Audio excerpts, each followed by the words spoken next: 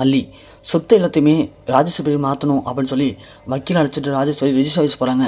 போயிட்டு அங்கே விஜய் கழுத்து பிறகு கொடுத்த பத்திரத்தை காட்டி இந்த சொத்து எல்லாத்தையும் எப்போல்லாம் மாற்றணும் அப்படின்னு ராஜேஸ்வரி சொல்கிறாங்க. மேடம், ஆள் வராமல் எப்படி மாற்ற முடியும் அப்படின்னு சொல்ல, இங்கே பாருங்கள், ஆள் வரமாட்டார், அவர் கொஞ்சம் வெளில போயிட்டார், எவ்வளோ செலவாலும் பரவாயில்ல, பேமெண்ட் பண்ணிடுறேன், எனக்கு சொத்து எல்லாத்தையும் எப்போல்லாம் மாற்றி விட்டால் போதும் அப்படின்னு சொல்லி அவங்களுக்கு பேமெண்ட்லாம் கொடுத்து எல்லாத்தையும் மூவ் பண்ணுறாங்க. மூவ் பண்ணும்போது அதில் ஒரு சின்ன சட்ட சிக்கல் ஏற்படுது. என்ன அப்படின்னா, விஜயுடைய அம்மா விஜய்க்கு பாதி சொத்து எழுதி வச்சுருக்காங்க விஜய் பேரில். ஆனால் அவங்க எழுதி வைக்கும்போது என்ன பண்ணியிருக்காங்க, ஸோ இந்த சொத்து எல்லாமே விஜய்க்கு தான், ஆனால் இதை விஜய் முழு மனசோட அனுபவிக்கலாம், ஆனால் விற்க முடியாது. விற்கும்போது விஜய் அவருடைய மனைவியும் அவருடைய குழந்தையுடைய அனுமதி இல்லாமல் தன்னிச்சையாக எந்த ஒரு முடிவு எடுக்க முடியாது. அவங்களுடைய சமூகத்தோட மட்டும்தான் விஜய் விற்க முடியும், அவங்களும் கையெழுத்து போட்டால் மட்டும்தான் இந்த சொத்து இன்னொரு பேருக்கு மாற்ற முடியும் அப்படின்னு அவங்க அம்மா அதை தெளிவாக மென்ஷன் பண்ணியிருக்காங்க. அதை நம்ம ராஜேஸ்வரி இது வரைக்கும் பார்க்கவே இல்லை போல். ரிஜிஸ்டர் ஆஃபீஸில் பார்த்துட்டு அவங்க வந்து, மேடம் கொஞ்சம் வெளில வாங்கலேன் அப்படின்னு கூப்பிட, சார் என்ன சார் ஆச்சு அப்படின்னு கேட்குறாங்க. வாங்க மேடம் சொல்கிறோம் அப்படின்னு சொல்லவும் ராஜேஸ்வரி, குணசேகரன், லாயர் 3 பேர் வெளியே வராங்க. வெளியே வந்தோடனே, மேடம் இந்த சொத்து யார்கிட்ட வாங்கியிருக்கீங்க நீங்கள் அப்படின்னு கேட்குறாங்க. இது என் தம்பிக்கிட்ட நான் வாங்கியிருக்கேன் சார்.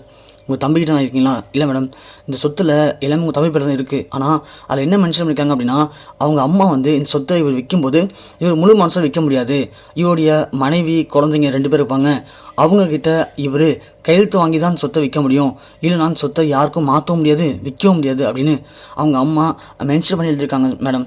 அதனால் இவர் கையெழுத்து போட்டால் மட்டும் இந்த சொத்தை மாற்ற முடியாது அப்படின்னு ராஜேஸ்வரி சொல்கிறாங்க. ராஜேஸ்வரி கேட்டதும் அதிர்ச்சி வராங்க. என்ன சார் சொல்கிறீங்க? ஆமாம் மேடம் அப்படின்னு சொல்ல, ஐயோ லாயரு, இல்லை நீங்கள் படித்து பார்க்கலையா? இல்லை மேடம், நான் தெளிவாக தான் படித்து பார்த்தேன், ஆனால் இதை நான் கவனிக்கலையே அப்படின்னு சொல்ல, எங்கே அப்படி பண்ணுறீங்க? இப்போது அந்த மல்லி வெண்பா 2 பேரும் கையெழுத்து பண்ணுமா? 2 பேரும் கையெழுத்து போட்டால் மட்டும்தான் சொத்து என் பேரில் மாறுமா? சே, எல்லாம் கூடி வர நேரத்தில் இப்படி லாஸ்ட்டில் சொதப்பிட்டீங்களா எல்லாம் சேர்ந்து அப்படின்னு சொல்கிறாங்க. சரிங்க சார் அப்படின்னு சொல்லவும் அவர் போயிடாரு. ராஜேஸ்வரி செம கடுப்பில் இருக்காங்க. அப்போ நம்ம குணசேகரன் சொல்கிறாரு, மேடம் ஏன் இப்போ டென்ஷன் ஆகுறீங்க?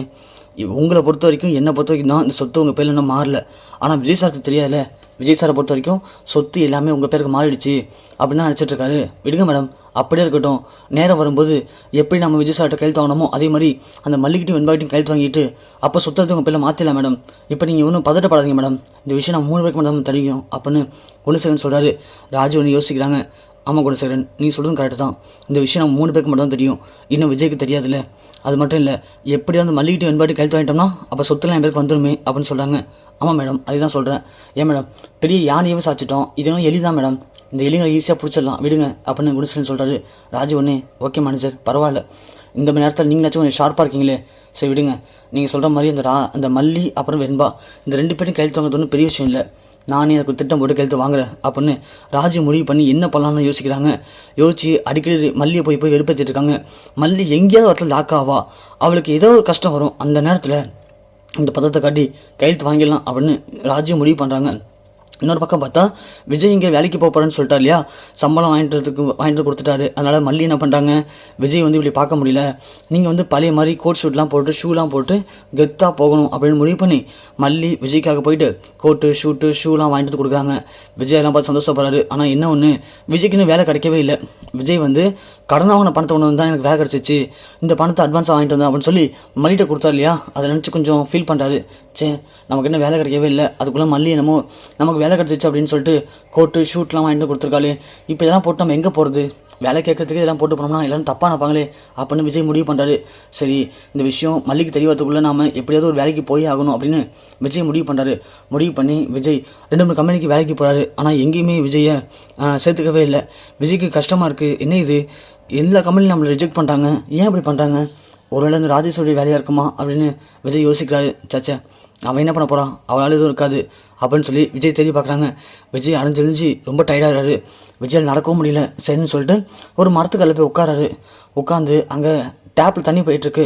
விஜய்க்கு தண்ணி தாக மாதிரி இருக்குது. ஆனால் போயிட்டு ஒரு சோடா குடிக்கலாம்னா கூட கையில் காசு இல்லை. சரின்னு சொல்லி போயிட்டு ஃபைல்லாம் வச்சுட்டு கையால் தண்ணி மட்டும் குடிச்சிட்டு வந்து உட்காராரு. உட்காரும் கரெக்டாக ஃபோன் அடிக்குது. யாருன்னு பார்த்தா நம்ம விஜயோடைய அம்மா கால் பண்ணுறாங்க. விஜய் ஃபஸ்ட் எடுக்கல, திரும்ப கால் பண்ணுறாங்க. விஜய் ஒன்று யோசிக்கிறாரு. யோசிச்சுட்டு ஃபோன் அட்டன் பண்ணுறாரு. விஜய், அம்மா பேசுகிறப்பா, எங்கே இருக்க, என்ன பண்ணுற அப்படின்னு கேட்க விஜய் டக்குன்னு அழ ஆரம்பிச்சிடுறாங்க. விஜய் அளவும் அவங்க அம்மா ஒன்று, என்னாச்சு விஜய், ஏன் அழுகிற, இதுவும் பிரச்சனையாங்க அப்படின்னு கேட்குறாங்க. ஆனால் விஜய் எதுவுமே சொல்லவே இல்லை. கொஞ்சம் நேரம் கழிச்சு விஜய் அம்மா என்னாச்சுப்பான்னு கேட்கவும் விஜய் அதுக்கப்புறமா பொறுமையாக நடந்து எல்லாத்தையும் சொல்கிறாரு. அடப்பாவி, என்னடா சொல்கிற, ராஜேஸ்வரி அப்படிலாம் பண்ணா அப்படின்னு அவங்க அம்மா ஷாக்காக வராங்க. ஆமாம்மா, அக்கான்னு சொல்லி நான் அக்கா மேலே அவ்வளோ அனுபவிச்சிருந்தேன். ஆனால் கடைசியில் அக்காவே என்னை ஏமாத்திட்டா, அவளே என்னை ஏமாத்தன்னு சொல்லி சத்தியமாக எதிர்பார்க்கவே இல்லாமா அப்படின்னு நம்ம விஜய் சொல்கிறாங்க. உடனே விஜயோட அம்மா சொல்கிறாங்க, சரி விஜய் எல்லாம் ஓகே தான், ஆனால் சொத்தை இப்போ அவன் மட்டும் மாற்றத்துக்கு வாய்ப்பே இல்லையே, ஏன் மாற்ற முடியாது, நான் தான் கையெழுத்து போட்டு கொடுத்துட்டேனே. இல்லை விஜய், எனக்கு தெரியும் நீ இப்படி தான் இருப்பேன்னு சொல்லிட்டு, நீ ஒரு அப்பாவி வெகுலிடா, உங்ககிட்ட ஈஸியாக பாஸ்ட்டை கட்டி ஏமாத்திடலாம் அப்படின்னு தெரியும். அதனால தான் நான் என்ன பண்ணேன், பத்திரத்தில் என்றைக்கு உன் பிள்ளை சொத்தெல்லாம் எழுதி வச்சோமோ அன்றைக்கே இதை உன்னால் மட்டும் வைக்க முடியாது, நீ உன் மனைவி உன் குழந்தை இவங்க எல்லாரும் சமூகத்தோட கையெழுத்து போட்டால் மட்டும்தான் சொத்தை, நீ யாருக்காக இருந்தாலும் மாற்றவும் முடியும் விற்கவும் முடியும்னு சொல்லி நான் எழுதி கொடுத்துருக்கேன்டா. அப்படி இருக்கும்போது ராஜேஸ்வரர் கண்டிப்பாக அந்த சொத்தை எல்லாத்தையும் மாற்றிருக்க வாய்ப்பே இல்லை விஜய் அப்படின்னு அவங்க அம்மா சொல்ல, அம்மா நீ சொல்லலாம் உண்மையாம்மா அப்படின்னு விஜய் கேட்குறாரு. ஆமாப்பா அப்படின்னு சொல்ல, உடனே நம்ம விஜய், அம்மா அப்போனா கன்ஃபார்மாக மாற்றிருக்க முடியாதா? கண்டிப்பாக மாற்றிருக்க முடியாது விஜய், உனக்கு வேணா டவுட்டாக இருந்துச்சுன்னா ரிஜிஸ்டர் ஆஃபீஸ்க்கு போயிட்டு உன் பேரில் இருக்கிற சொத்தம் யார் பேரில் இருக்குது அப்படிங்கிறத விசாரிச்சா அவனுக்கு எல்லாம் தெரிஞ்சிடும் அப்படின்னு சொல்ல, விஜய் உடனே கிளம்பி பக்கத்தில் ரிஜிஸ்டர் ஆஃபீஸ்க்கு போகிறாரு. போயிட்டு இது மாதிரி நான் விஜய் குரூப் ஆஃப் கம்பெனிலேருந்து வரேன், என்னோடய சொத்து எல்லாத்தையும் என்கிட்ட ஏமாற்றி ஒரு சில பேர் வாங்க ட்ரை பண்ணுறாங்க, அதனால் இப்போ என் சொத்து யார் பேரில் இருக்குன்னு செக் பண்ணணும் அப்படின்னு சொல்லி அவங்களுக்கு கொஞ்சம் பணத்தெலாம் கொடுக்குறாரு. கொடுத்து தான் ஃபோனில் இருக்கிற அந்த டாக்குமெண்ட்ஸ் ஜாக்ஸ்லாம் காட்டுறாங்க, அந்த டாக்குமெண்ட் நம்பர்லாம் போட்டு அவங்களும் செக் பண்ணுறாங்க. செக் பண்ணதில்ல இது எல்லாமே உங்கள் பேரில் தான் சார் இருக்குது, அது மட்டும் இல்லை இந்த சொத்தை காலைல ஒருத்தவங்க மாற்றணும்னு சொல்லி ரிஜிஸ்டர் ஆஃபீஸ் வந்ததெல்லாம் உண்மை தான், ஆனால் அவங்களால மாற்ற முடியல, ஏன்னா இது நீங்கள் மட்டும் கையெழுத்து போட மாற்ற முடியாது, உங்கள் குழந்தை உங்கள் மனைவிலாம் கையெழுத்து போடணும், அப்படி பண்ணால் மட்டும்தான் சொத்தை மாற்ற முடியும், காலையோட ஒருத்தவங்க பார்த்துட்டு மாற்ற முடியாமல் கிளம்பி போயிட்டாங்க அப்படின்னு சொல்ல விஜய்க்கு சந்தோஷம் தாங்கலை. அப்படின்னா ராஜேஸ்வரி ஏமாந்து போயிட்டாளா, சூப்பரா, எங்கள் அம்மா செம்மையாக பிளான் பண்ணி பண்ணியிருக்காங்க, அவள் சொத்து எல்லாமே நமக்கு தான் அப்படின்னு சொல்லி மல்லிக்கு உடனே கால் பண்ணுறாரு விஜய். கால் பண்ணவும் மல்லி உடனே எங்கெங்கே இருக்கீங்கன்னு கேட்குறாங்க. நீ கிளம்பி உடனே இந்த அட்ரஸ்க்கு வா அப்படின்னு சொல்ல மல்லியும் கிளம்பி வராங்க. பார்த்தா அங்கே ரிஜிஸ்டர் வாசல் நம்ம விஜய் நிற்கிறாரு. என்னாச்சு விஜய், ஏன் இங்கே நிற்கிறீங்க, எதுவும் பிரச்சனையா அப்படின்னு கேட்க, இல்லை மல்லி, நமக்கு அந்த ராஜேஸ்வரி எவ்வளோ துரோகம் பண்ணா, கடைசியில் அவளே ஏமாந்து போயிட்டா மல்லி அப்படின்னு சொல்ல, என்னங்க சொல்கிறீங்க அப்படின்னு கேட்டதும் இங்கே விஜய் நடந்ததையும் சொல்கிறாங்க. சொல்லவும் மல்லி ரொம்ப சந்தோஷப்படுறாங்க. ஏங்க அப்படின்னா அந்த சொத்து எல்லாமே உங்கள் பிள்ளை தான் இருக்கா அப்படின்னு கேட்குறாங்க. ஆமாம் மல்லி, இப்போ விசாரித்தேன், எல்லா சொத்துமே என் பிள்ளை தான் இருக்குது, அவளால் எதுவுமே பண்ண முடியாது, நீ கிளம்பு மல்லி, நம்ம உடனே போய் வீட்டுக்கு போகலாம், வீட்டுக்கு போய் அவளுடைய ஆட்டத்துக்குலாம் ஒரு முற்றுப்புள்ளி வைக்கலாம் அப்படின்னு சொல்லி விஜய் மல்லி எல்லாம் கிளம்பி வீட்டுக்கு போகிறாங்க. வீட்டுக்கு போகிற ராஜேஸ்வரி விஜயை பார்த்துக்கிட்டாங்க, லைட்டாக பயப்படுறாங்க. ஏன்னா இன்னும் சொத்துலாம் நம்ம பேருக்கு மாறலையே, மாறத்துக்கு இப்போதைக்கு வாய்ப்பு இல்லைல்ல, அந்த மல்லி வெண்பா கையெழுத்து போட்டால் மட்டும்தான் சொத்து மாறும், இப்போ என்ன பண்ணுறது, சரி இந்த விஷயம் நமக்கு மட்டும் தெரியும், அவங்களுக்கு தெரியாதுல்ல, கொஞ்சம் கெத்தாவே காட்டுவோம் அப்படின்னு சொல்லி ராஜேஸ்வரி விஜய் மல்லியை மிரட்டுறாங்க. இப்போ யார் கேட்டீங்க வந்தீங்க, ஒழுங்கு மல்லியை விட்டுட்டு வெளியே போயிடுங்க, வெளியே போகல அப்படின்னா நடக்கிறதே வேறு, அப்புறம் போலீஸ் கால் பண்ணுவேன் அப்படி இப்படின்னு மிரட்டுறாங்க.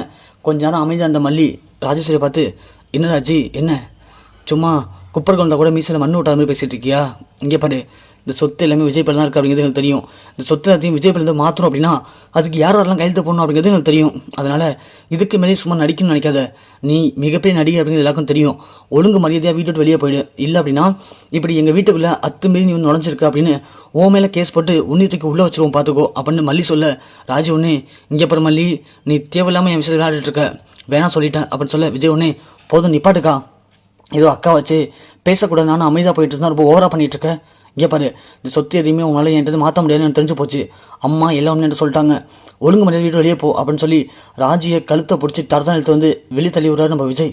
ராஜி ஓடி கீழே விழுவாங்க. விழுந்த ராஜி ஒன்று, விஜய் நம்ம அக்காடா, ஏதோ ஆத்தத்தில் கோவத்தை அப்படி பண்ணிட்டேன், அதுக்காக என்னையோ இப்படி பண்ணுவியா நீன்னு சொல்லி விஜய், அப்புறம் அவன் அக்கா இல்லையா, சி அக்காவா, அக்கா தம்பிக்கான உறவியை கெடுத்துட்ட, உறவியை அசிங்கப்படுத்திட்ட, இதுக்கு மேலே நீ எனக்கு அக்கா வைக்கிறதுக்கு எந்த ஒரு தகுதியும் இல்லை, நான் உனக்கு தம்பியாக இருக்கிறதுக்கு எந்த தகுதியும் இல்லை, உன்னை அக்கான்னு கூட்டாலே என் வாயெல்லாம் கூசுதுடி, ஒழுங்கு மரியாதை இது போயிடு, இன்னொரு முறை இந்த ஜென்மத்தில் நான் உன் மூஞ்சை பார்க்கக்கூடாதுன்னு நினைக்கிறேன், இன்னொரு முறை பார்த்தேன் நடக்கிறதே வேறு அப்படின்னு சொல்லிட்டு விஜய் மல்லி அழைச்சிட்டு உள்ளேயும் போகிறாங்க.